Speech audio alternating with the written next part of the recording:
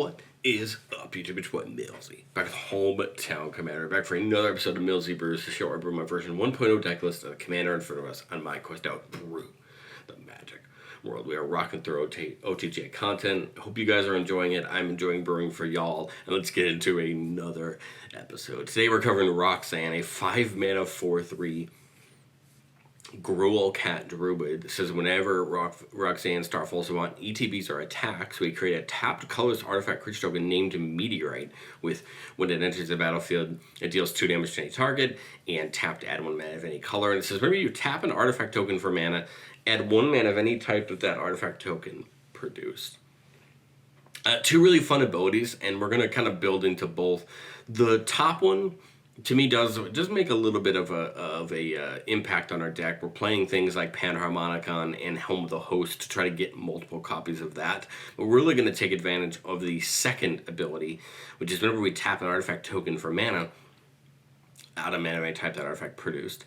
The easiest artifact to do this with that we can make is treasures. And the cool part is that treasures tap in order to make their mana, meaning that Roxanne will actually get us 2 mana out of a treasure instead of 1. And we're in the perfect color being red to take advantage of treasures. So what we're going to do is try to pair the red treasure support with some of the green that we have in there and some of our ways to push forward to the end of the game. So talk about treasures, some of our token synergies, things we can do with tokens coming in, and then damage, how we're going to look to end the game.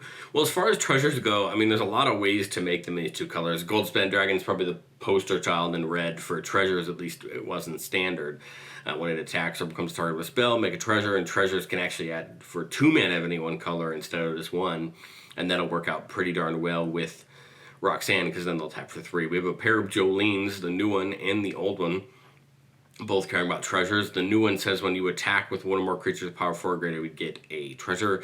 And the old Jolene says whenever a player attacks with 1 or more of your opponents, that attacking player creates a treasure.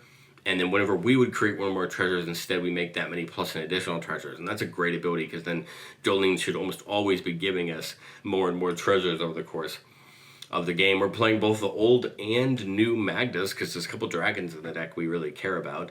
The old Magda there in the center can sack 5 treasures to get a dragon or an artifact card from our battlefield, or from our library, and put on the battlefield. And the new Magda says whenever we commit a crime, we get a tap treasure, and we can sack 3 treasures to make a dragon token with flying and haste. So again, this is another potential way for us to put a bunch of treasures into that ability to make a bunch of creatures if need to be. Professional Facebreaker will get us treasures whenever one or more of our creatures do combat damage to a player. And we can actually sack a treasure to get a little bit of impulse draw if need be. Well, probably one of my favorite cards for the deck for making treasures is Old Gnawbone. A very expensive card, but it's great in its own right. Whenever a creature we control deals damage to a player, combat damage to a player, create that many treasure tokens. Zorn kind of has that similar ability. Jolene getting us an additional treasure token anytime we make a treasure. And then Hell to Pay can be kind of fun with how much mana we have, deal damage to a creature, get extra treasures.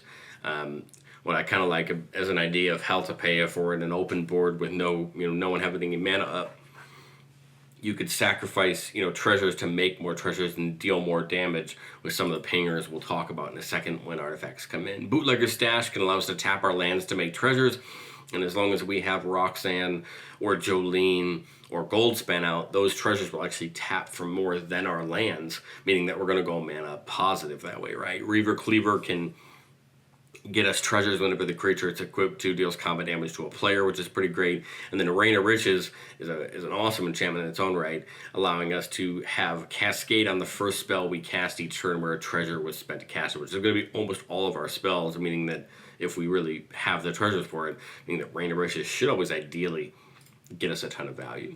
But how are we going to pay off our tokens? Well, we have things like Academy Manufacturer that's going to make a clue, food, and treasure anytime we make a treasure, which is great, because then that's just going to get us more artifacts coming in. Jaheira is going to give all of our tokens the ability to tap for green, so instead of having to sacrifice those treasures to get mana out of it, we can actually get double green with Roxanne out. Displaced Dinosaurs from the Doctor Who decks makes a ton of sense. Whenever a historic permanent comes in it becomes a 7/7 dinosaur creature in addition to its other types, meaning that any of those meteorites, those treasures that come in are going to be 7/7 dinosaurs. And it won't take very long for that to turn into a situation where we can just run over our opponent with them. Second Harvest can just double the amount of artifacts we have down. Nettlecyst can be put on the right thing at the right time to just give us a big buff on that creature, getting +1/+1 for each artifact or enchantment we control.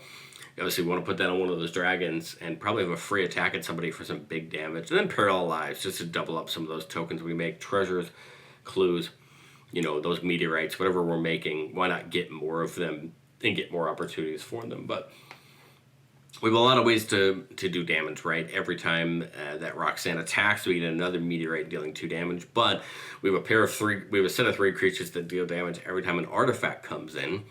Hedron Detonator deals 1 to target opponent. Ingenious Artifact deals damage for each of them to each opponent. And then Reckless Firebreather deals 1 each for each one that comes into each opponent. So Artillerist and Firebreather are a little better than Detonator. But again, just more of them means we have a better chance to see one of these. And we're dealing damage as these treasures or these meteorites are coming in. But not just that. We have things like City on Fire and Fire Emancipation, meaning that when we start getting into either combat or with these abilities that are picking our opponents, they're going to start doing more damage. City on Fire, tripling the damage that a source we control would deal to a permanent or player. Fire Emancipation, tripling the damage to that permanent or player instead when we would deal damage. Again, just great ways to either turn our pingers up to 3 or starting to get into combat and making it even worse for our opponents. But not just that, we're going to have all these treasures. We're going to have a large amount of mana. There's actually 3 really fun red spells that we can dump our mana to. Crackle of Power is a triple X double red sorcery. It deals 5 times X damage to up to X targets. What we ideally would want to do here, if we want to take our opponents out in one shot, you'd want to put 8 into each X, dealing 40 damage to up to 8 targets. Of course, that would be able to nuke all your opponents out at once, but I found most of the time even a 4 or 5 into each X is going to do a good job at really hurting your opponents and taking out anything you want on their board. And so Crackle of Power is a great mana sink for that. Disimulating Inferno does something very different, dealing X damage to each of up to 3 targets.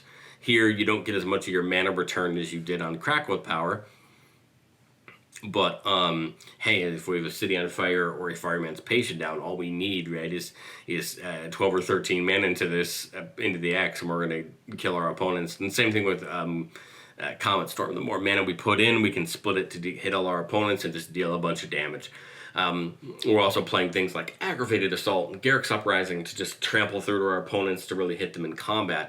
But I like that we get to kind of split our deck between these pinging effects and these making artifacts types effects and the combat that's going to come from these dragons and these ways that we're making tokens. So if you're looking for a Gruul deck that can do the treasure fun but also be big on creatures, I think this might be the deck for you. But I've said it before and I'll always say it again. No deck's ever complete. This is my version 1.0 deck list, and so there are cards that didn't make it that I really wanted to make it. And these 3 are the cards that I picked out that I really wanted to make it but just didn't.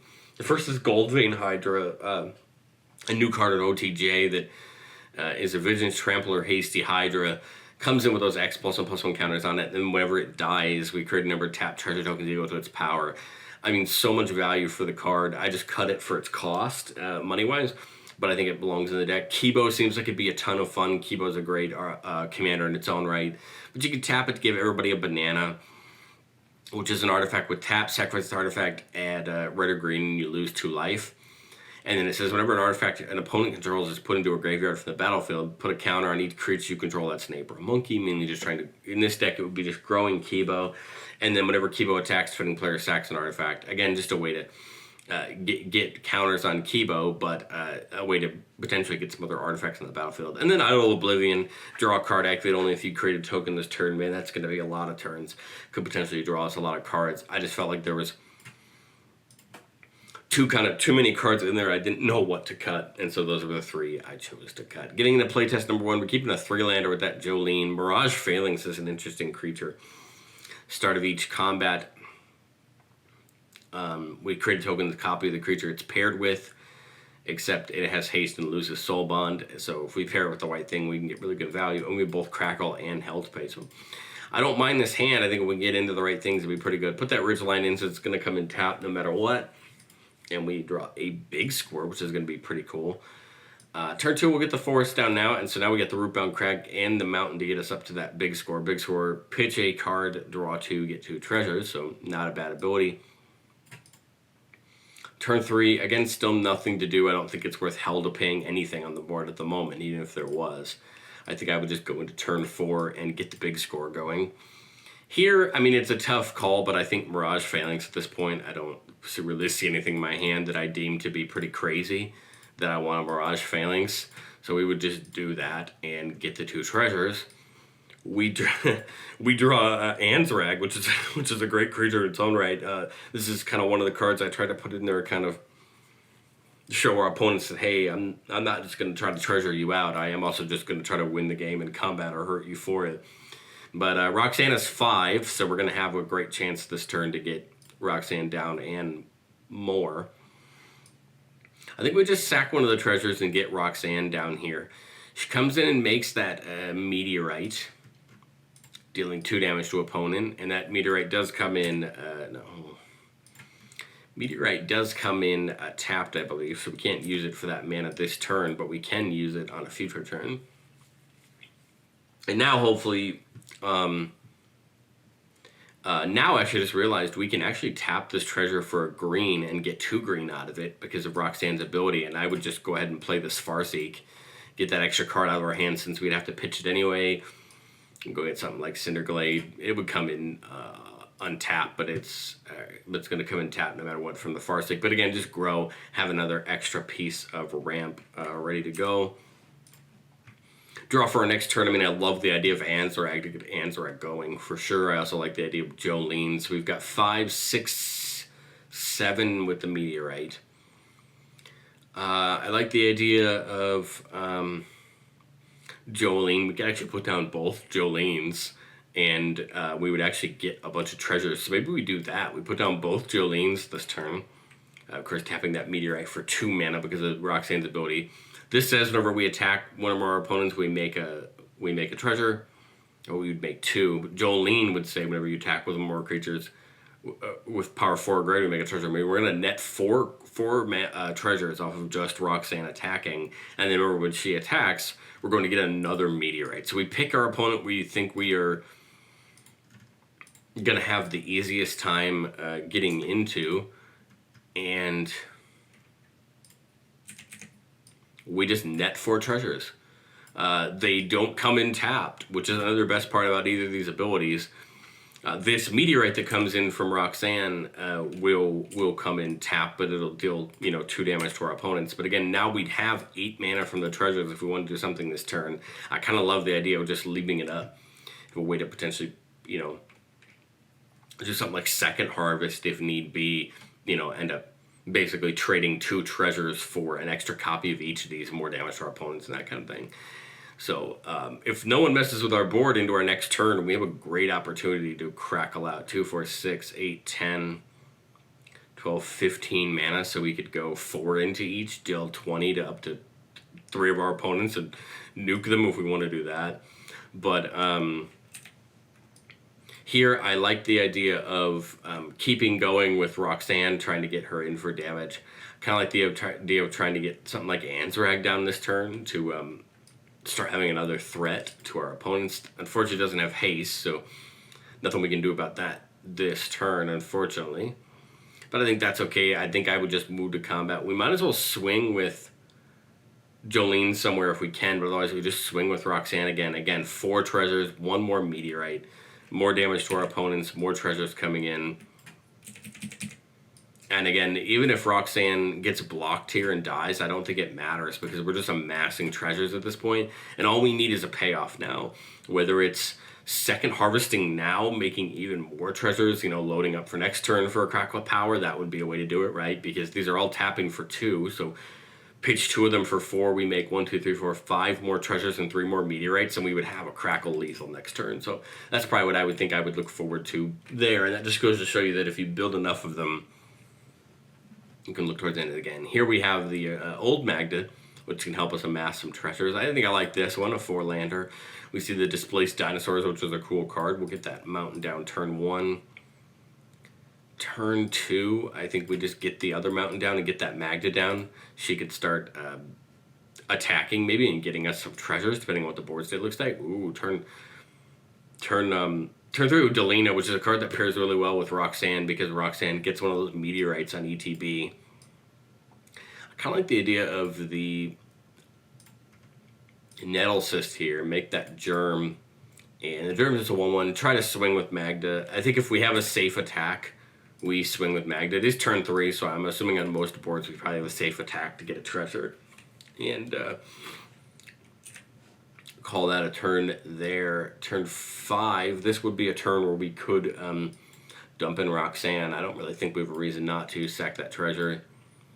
Play Roxanne, get that meteorite, get a teeny bit of damage out on our opponents, and then same thing. I think it's well worth trying to get Magda in for another treasure.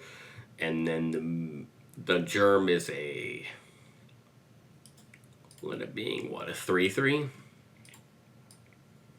So I don't think we mind that at all. Try to get it in somewhere if we can, you know what I mean? But again, not a bad board state going into our next turn.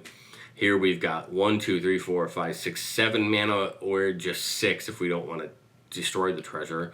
And I think 6 looks really perfect to have something like Reckless Fireweaver and Delina. Tapping all those. We would move to combat, declare an attack with, Delina doesn't have haste, so we can't do it this turn. Attack with Roxanne if we have a good attack.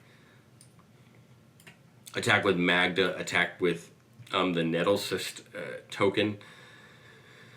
Roxanne goes off, making us a meteorite and tapped and dealing 2 to an opponent and then 1 to each of our opponents. Magda, again, I think we have no reason not to attack here.